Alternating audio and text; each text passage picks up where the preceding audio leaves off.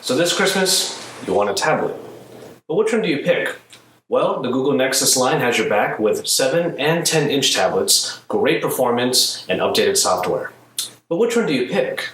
Well, that's exactly what we're going to look at in this comparison. But also, we're going to ask the question, what does it mean to have a 7-inch tablet?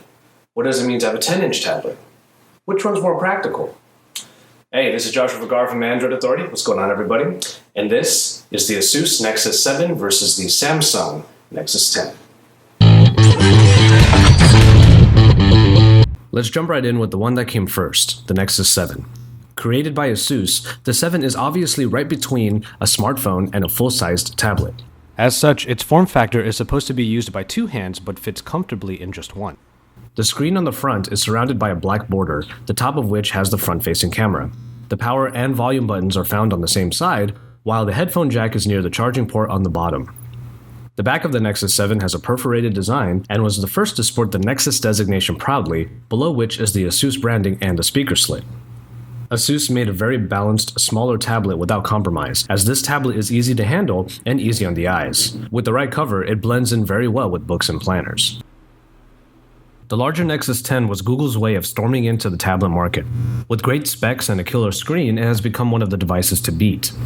The 10-inch screen on the front has a front-facing camera up top with a notification light at the bottom. The sides of the front have inconspicuous but very effective speakers. The power and volume buttons are together at the top, looking in landscape, while the charging port and headphone jack are on the left, opposite the mini HDMI port. This tablet is meant to be handled by two hands, as anything else would feel a little precarious. If held in one hand, I'd have a death grip on the Nexus 10, or I'd just lay it on one hand like a waiter's tray. Of course, you can enjoy the tablet on a stand for all your viewing pleasure. Which leads me to make this one a tie, because both sizes serve different purposes. The 7's mid-sized form gives it nimble capabilities, while the 10 is to be held safely or sitting on a desk for all to see. While I do like the design of the Nexus 7 just a little bit better, I have to say that both these tablets look to fill particular needs, and they both very much succeed. So the first round is a tie as we look at the screens next.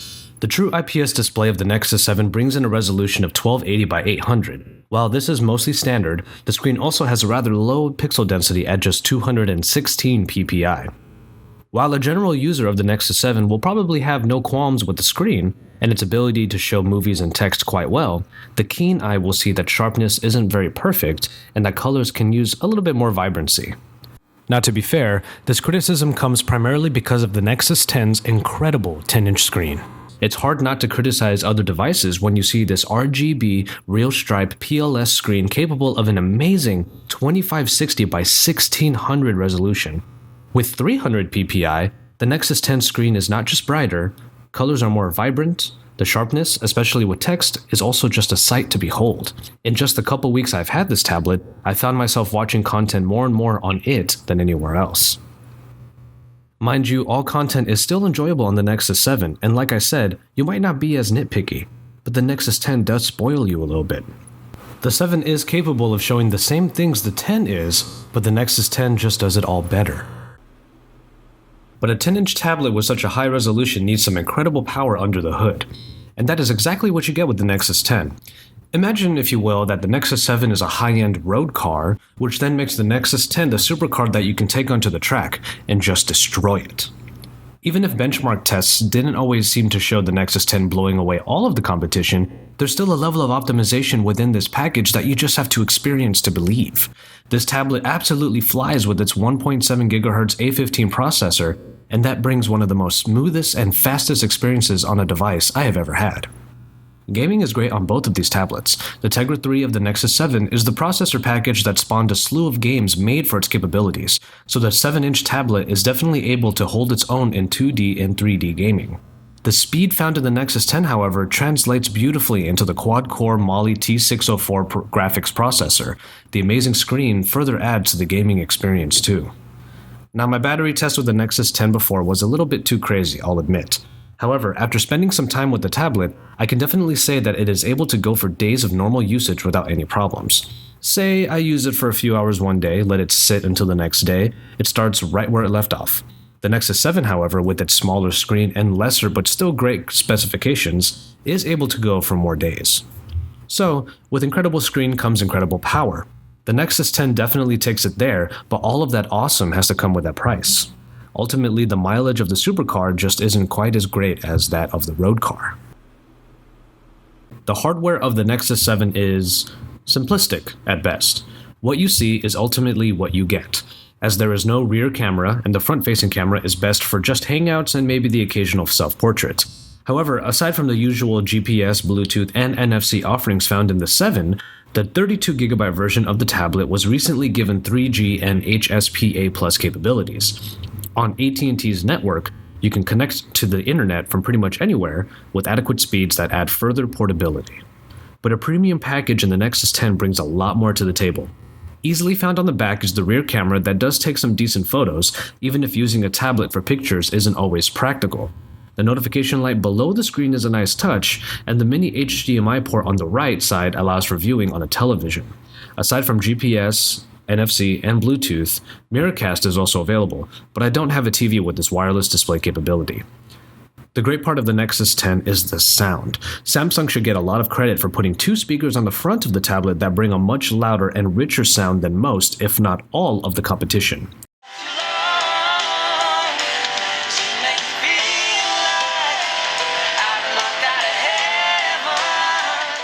Ultimately, if you need mobile networking, then the Nexus 7 is your only choice. However, the Nexus 10's overall package just offers so much more than the 7, and thus, it gets the point in this round. Which brings me to my final aspect, which will seem a little new, but I believe is incredibly important for a comparison like this. Usage. What does it mean to have a 7-inch or a 10-inch device? We can look at which one is faster or has the nicer screen all day, but in reality, both of these tablets are great performers. You will get the most updated software in Jelly Bean 4.2 on both tablets, so software is not an issue here. So, after everything we've looked at, I would argue that the most important aspect between these two is which one is the most practical.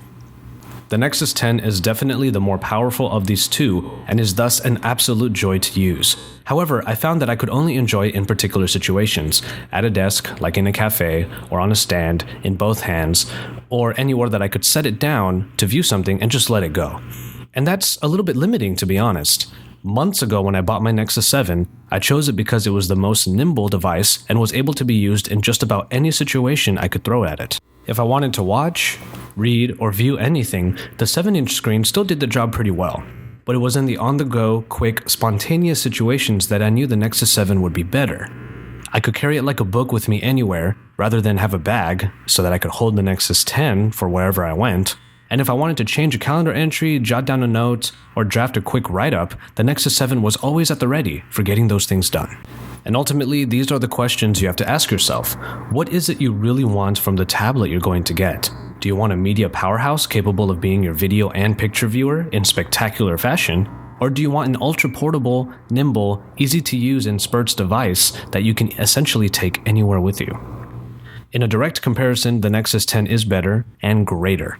Its size makes for one of the best experiences on Android I have had to date, but for what I actually want and need to do, the Nexus 7 fulfills my needs. So, which tablet's the one for you? The Nexus 7 starts at $199 while the 10 starts at $399. You can read my full written comparison and leave a comment about which one you would choose at androidauthority.com, your source for all things Android.